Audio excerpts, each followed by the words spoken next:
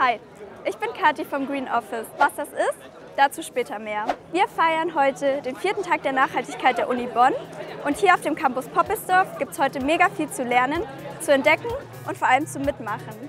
Und ich möchte heute möglichst viel davon ausprobieren und vor allem mit den Menschen hinter den Themen ins Quatschen kommen. Mehr als 20 Stände aus allen Bereichen der Uni präsentieren, was sie so zum Thema Nachhaltigkeit zu bieten haben. Die sind mega süß, die packe ich ein. Doch zuallererst, was verstehst du unter Nachhaltigkeit? Dass genug für alle bleibt. Kann ich kurz überlegen. Dass man auf Systeme und Prozesse setzt, die sich immer wieder selber erneuern. Dass sowohl die Lieferkette nachhaltig ist, als auch später das Produkt, das dabei entsteht. Darauf zu achten, dass auch folgende Generationen praktisch mit denselben Ressourcen und so mit der gleichen Anstrengung weiterleben können. Menschen besser zusammenleben können, die Umwelt schützen können und auch vielleicht einfach gerechter, zufriedener miteinander leben können. Ganz schön viele verschiedene Punkte, die euch da so einfallen. Das Gute: zu den meisten Themen finde ich hier am Tag der Nachhaltigkeit Antworten und auch weitere überraschende Dinge. Was ist das denn? Die Idee ist, da ist so eine Saatenmischung, eine Wildblumenmischung, dass dann eine bienenfreundliche Pflanzenmischung dann entsteht. Kann ich das theoretisch auch in den Steingarten von meinem Nachbarn werfen? Ja. Und wie sieht es hier auf dem Campus aus? Zum Glück gibt es das Projekt der grünen Inseln. Da können sich auch Studis gerne engagieren. Super, danke dir. Dann nehme ich doch direkt einen mit. Ja. Hoch hinaus geht es mit Dezernat 4. Interessierte haben die seltene Chance, die Solaranlage auf dem Dach des Hörsaal-Zentrums live zu besichtigen. Das hier ist eine von bisher 8 Anlagen auf den Dächern der Uni-Gebäude mit 120 Kilowatt Leistung. Genug Energie für 103 Personenhaushalte. Warum ist das Thema Solarenergie für Sie so wichtig? Ja, wir versuchen halt natürlich auf jeden Fall die Uni so grün wie möglich zu bekommen. Wir versuchen halt über die PV-Anlagen so viel eigenen Strom zu erzeugen, um halt die Klimaneutralität zu erreichen. Knapp 18 Millionen Kilowattstunden Energie werden damit eingespart. Die Dächer bieten also mehr als nur eine gute Aussicht. Boah, das sieht mega spannend aus. Wer seid ihr und was macht ihr und darf ich mich mal aufs Fahrrad setzen? Ja, ich bin Nele, ich bin hier von Zukunftsenergie und du darfst dich sehr gerne auf das Fahrrad setzen. Hier dreht sich alles um Energieversorgung in der Zukunft. Wie anstrengend Stromerzeugung ist, erfahre ich am eigenen Leib. Ich trete kräftig in die Pedale und erzeuge mit Hilfe eines Generators selbst Strom. Sie leuchtet! Genau. 20 Watt pro Lampe muss ich erstrampeln. Oh ja, jetzt wird es schon anstrengend. Ich komme schon ein bisschen ins Schwitzen, aber es macht auch Spaß. Vor allem, weil ich weiß, dass ich Strom erzeugen kann. Zu Hause möchte ich nicht für jedes Lämpchen strampeln müssen. Nach der Kraftanstrengung auf jeden Fall erstmal stärken. Das soll alles im Müll? Das sieht viel zu gut aus. Wo habt ihr denn die ganzen Köstlichkeiten her? Die haben wir von Betrieben, bei denen wir die Sachen retten, die nicht mehr verkaufen können. Wieso landet sowas normalerweise im Müll? Das kann zum Beispiel sein, dass irgendwie die Aprikosen aus einer Tüte kommen, wo eine genau schlecht ist und die 20 anderen sind noch perfekt. Und bei so Bäckereien, die müssen halt oft das, was sie abends, wenn sie zumachen, müssen sie es dann halt einfach, ja, können sie es nicht am nächsten Tag verkaufen. Bei Nachhaltigkeit, da geht es eben nicht nur um Umweltschutz. Die Uni ist seit 2020 Fairtrade University. Fabi, was steht denn eigentlich hinter diesem Begriff?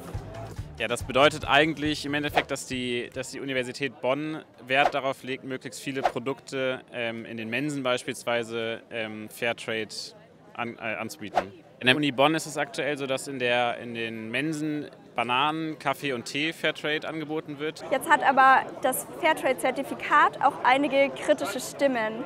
Zum Beispiel soll ja der Zugang gerade für KleinbäuerInnen schwierig sein. Da arbeiten wir mit Fairtrade zusammen und stehen da auch hinter dem Siegel, trotz der Kritik, weil wir denken, dass es schon mal auf jeden Fall ein Schritt in die richtige Richtung ist. Beim Schlendern entdecke ich auch viele Forschungsbereiche, die einen Einblick in ihre nachhaltigen Projekte geben. KI und Nachhaltigkeit, wie passt es zusammen?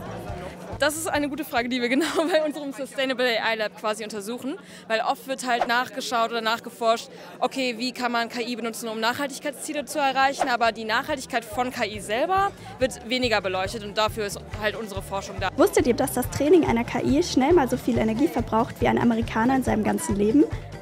Von einer ganz anderen Seite blicken die Students for Future auf die Klimakrise.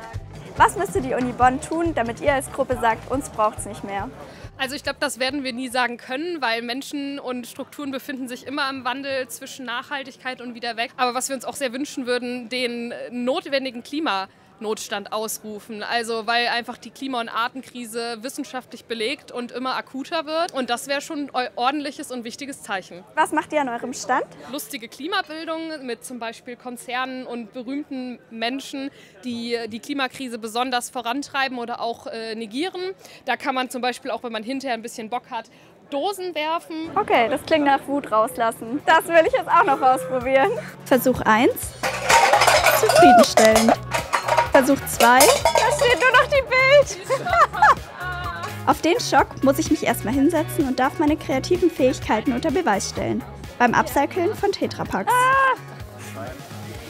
Ich hab's eingerissen. Hier. So besonders geschickt bin ich dabei nicht, aber das Ergebnis überzeugt. Schön ist was anderes.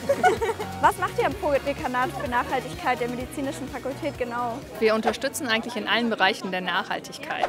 Und wir haben aber auch zum Teil unsere eigenen Projekte. Und bei den Projekten geht es im Moment insbesondere darum, das Thema Nachhaltigkeit mehr ins Labor zu bringen. Wie ihr euch vorstellen könnt, hat die Uni Bonn unzählige davon.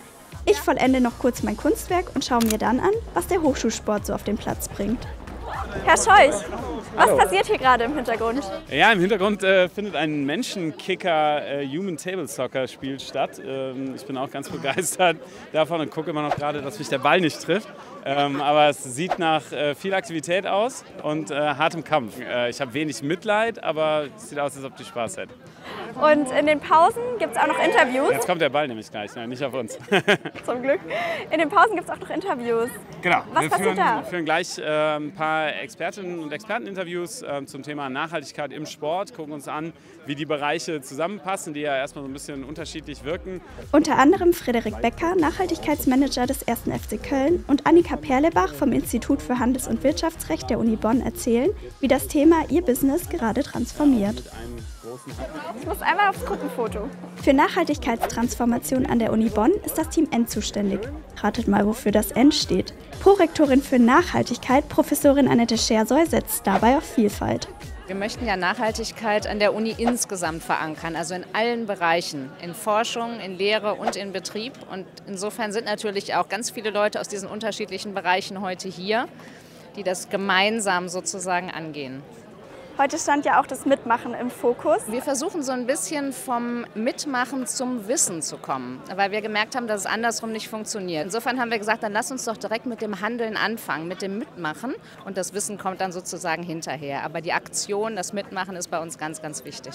Und es zeigt ja dann auch irgendwie, dass es Spaß machen kann, oder? Genau, Spaß, positive Emotionen sind für uns ganz, ganz wichtig, stimmt. Von dem Spaß hätte ich euch auf jeden Fall noch viel mehr zeigen können. Dann müsst ihr halt nächstes Jahr selbst dabei sein.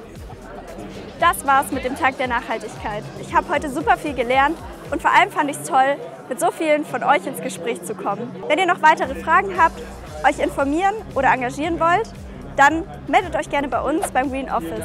Wir sind das studentische Nachhaltigkeitsbüro der Uni Bonn und wir sind vor allem dafür da, Mitarbeitende, Studierende und die Verwaltung miteinander zu vernetzen. Ganz viele Infos dazu findet ihr auch in unserem Nachhaltigkeitsreader und alle Links sind in der Infobox verlinkt. Wenn ihr jetzt noch Lust auf mehr Videos von der Uni Bonn habt, dann klickt hier. Ansonsten bin ich für heute raus. Bis zum nächsten Mal.